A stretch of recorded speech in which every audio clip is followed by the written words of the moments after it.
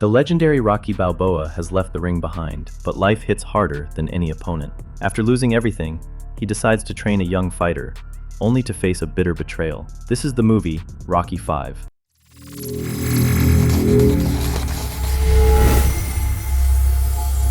In his final professional boxing match, Rocky Balboa faces Ivan Drago. Throughout the fight, Drago delivers crushing blows, but Rocky, whose entire career has been about pushing past his limits, endures it all and wins.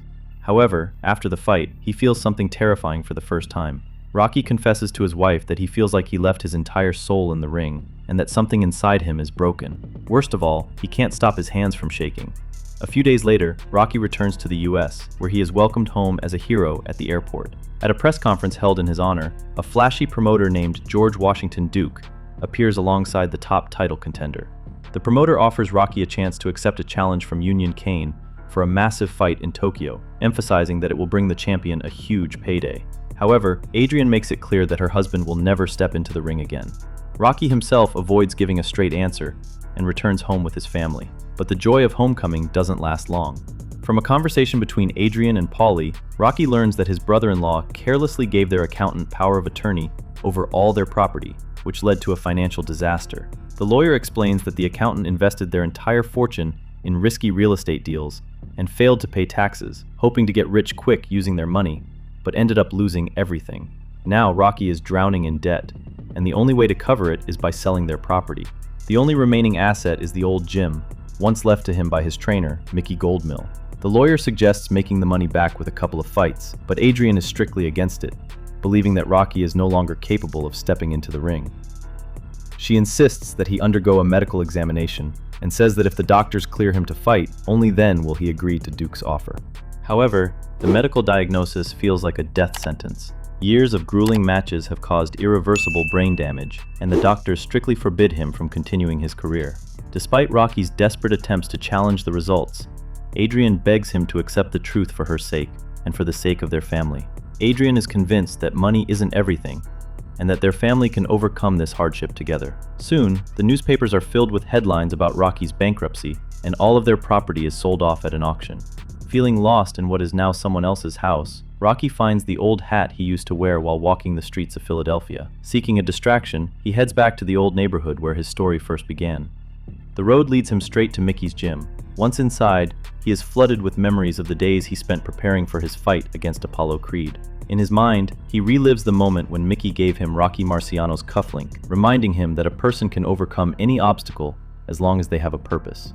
And if Rocky ever felt like giving up, all he had to do was remember Mickey, who always demanded that he fight until the very end. Rocky's return to his old neighborhood quickly catches the attention of the locals. Meanwhile, Duke continues his attempts to lure him in with a lucrative contract, insisting that they deserve better than a life of poverty. But Adrian remains firm and rejects his offers every single time, doing everything she can to protect her husband from further injury. Accepting that they will have to live in this neighborhood for the next few years, Rocky talks to his son, explaining how to behave at school and, more importantly, outside of it. He realizes that his son grew up in luxury, where everything came easy. But in this part of town, life is tough, and Robert must be ready for trouble.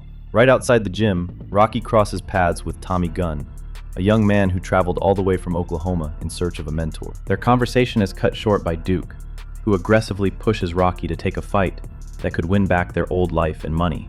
He views Rocky as the ultimate American dream, a man who rose to the top, only to fall back into the abyss. Now he has a chance for a comeback, and those stories always sell. Duke knows the doctors might not clear Rocky to fight, but he assures him that he can fix that problem too. These words almost sway Rocky, but right then Adrian arrives, having gone back to her old job.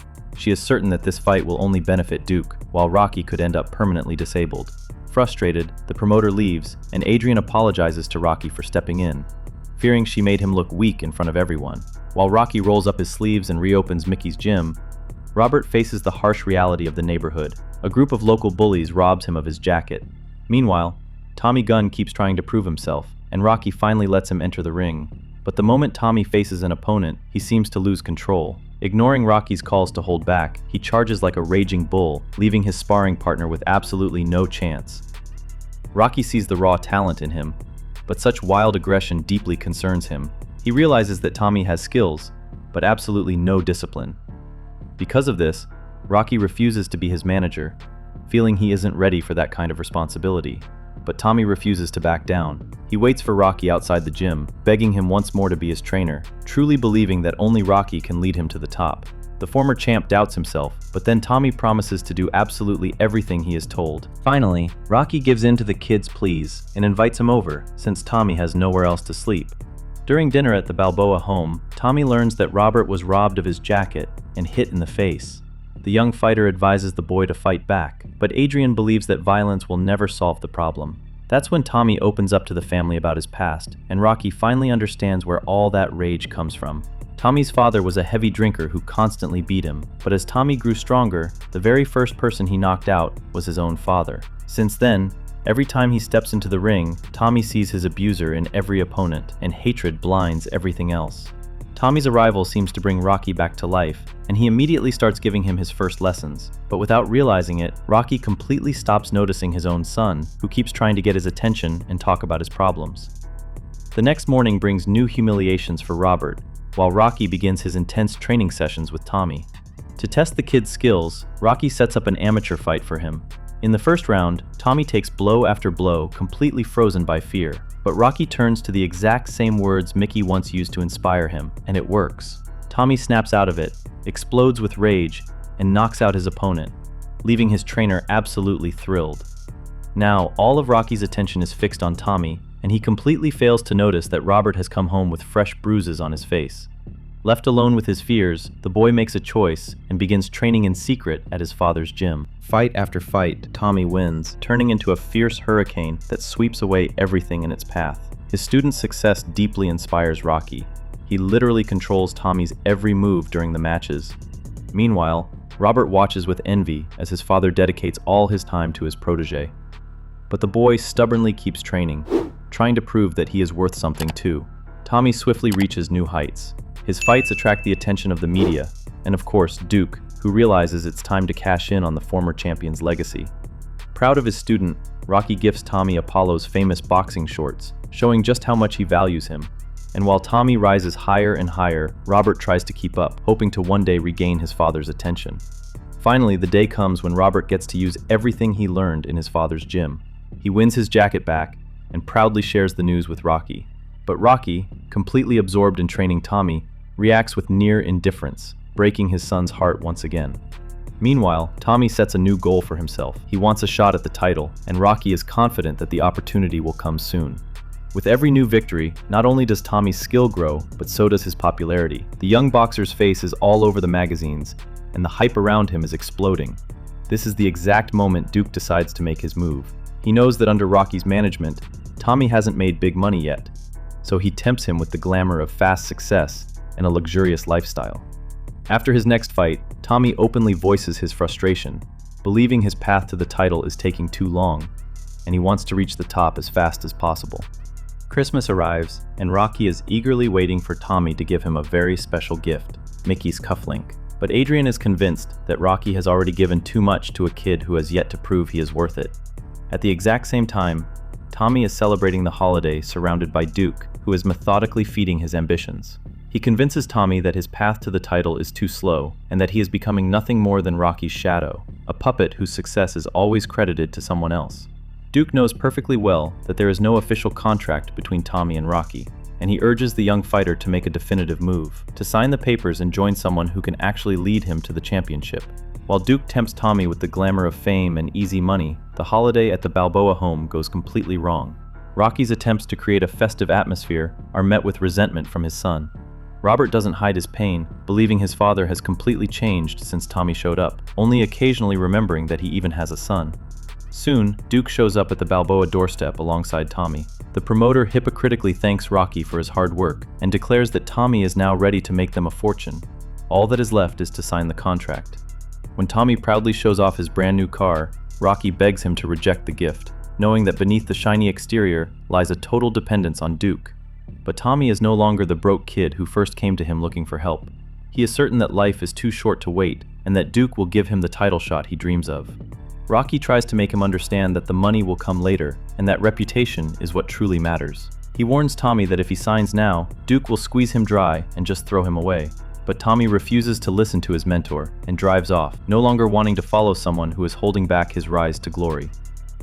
For the first time since they lost everything, Rocky lets all his bottled-up emotions out. He is exhausted by this life and cannot accept that he failed to protect his family from poverty.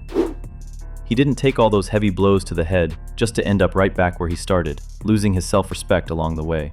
Tommy was his one real chance to win back their old life and their stolen pride. But Adrian reassures him that she still admires him, and that Tommy could never replace what Rocky is, because Rocky always won with his heart, and that was exactly what Mickey loved about him. She saw how training Tommy reignited the fire inside him, but she also saw how he was losing his family, and how even his son had drifted away. These words comfort Rocky. Realizing that nothing matters more than family, he decides to fix things. Meeting with Robert, Rocky asks for his forgiveness, admitting that while he spent all his time teaching his son to watch out for scammers, he ended up falling into their trap himself. The day of the championship match between Tommy Gunn and Union Kane finally arrives. Rocky watches the screen with a mix of excitement and anxiety, while the arena crowd welcomes Tommy with loud boos, showing their contempt for how he abandoned his mentor. Paulie doesn't hide his spite and openly wishes for the kid to lose, but Rocky is confident that Tommy can handle it. In the very first round, Tommy sweeps his opponent out of the ring, displaying the exact power and technique Rocky taught him. When Kane is knocked out, Rocky genuinely celebrates, feeling a deep connection to this victory. But everything changes when Tommy thanks only Duke for his success, never once mentioning the man who actually made him a fighter. At that moment, Rocky feels the true, bitter sting of betrayal. Trying not to show how deeply it hurt him, he decides to head out to a local bar with Paulie. Meanwhile, in the press room, journalists attack Tommy, arguing that his opponent was too weak and never truly deserved the championship title. They are convinced the fight was a setup, and that Rocky Balboa remains the one true champion, since Kane never actually fought him. Duke agrees with them, admitting that Rocky is one of a kind, but assures everyone that Tommy Gunn will soon take his place. Unable to handle the intense pressure from the media, they walk out. That's when Duke turns to Tommy and tells him he will never achieve Rocky's legendary status until he beats him in a fair fight. He hints that Tommy needs to challenge Rocky to a match and prove to everyone that he is worthy of the crown. Until then, people will keep calling him nothing but a clone. Duke stresses that if necessary, Tommy must insult Rocky to force him into the ring, but warns him under no circumstances to fight him on the street. Without wasting any time, they go looking for Rocky and find him at a local bar. His pride wounded, Tommy challenges his former teacher to a fight, but Rocky refuses. He explains to the kid that Duke doesn't care about him and only wants to cash in on them by staging a match. When Paulie steps in to defend his friend, reminding Tommy who actually made him a fighter, the young boxer knocks him to the ground. That becomes the final straw, and Rocky accepts the challenge. Duke tries to stop him, warning Tommy that Rocky has always been a street brawler, but Tommy is no longer listening. With just a few sharp blows, Rocky sends him to the ground and turns away, wanting no part in this. But Tommy attacks from behind, and Rocky, caught off guard by such a cowardly move, is left defenseless. His old injury flares up, and vivid images from the past flash before his eyes. In his mind, he relives all those years full of pain and perseverance. Rocky is down, but as he regains consciousness, he demands one more round. This time, the Italian stallion leaves his student with absolutely no chance. A street brawler who grew up in the rough neighborhoods is hard to beat in a street fight, because the dirty tricks of the alleys are completely unfamiliar to Tommy. Realizing that the kid's defeat will ruin his career, Duke desperately demands that Tommy finish Rocky off. But despite his age and exhaustion, Rocky refuses to break. Engaging in a brutal exchange of blows, he finds the strength deep inside and knocks Tommy completely out, proving once and for all who the true champion is. After all these trials, Rocky Balboa finally wins back his self-respect.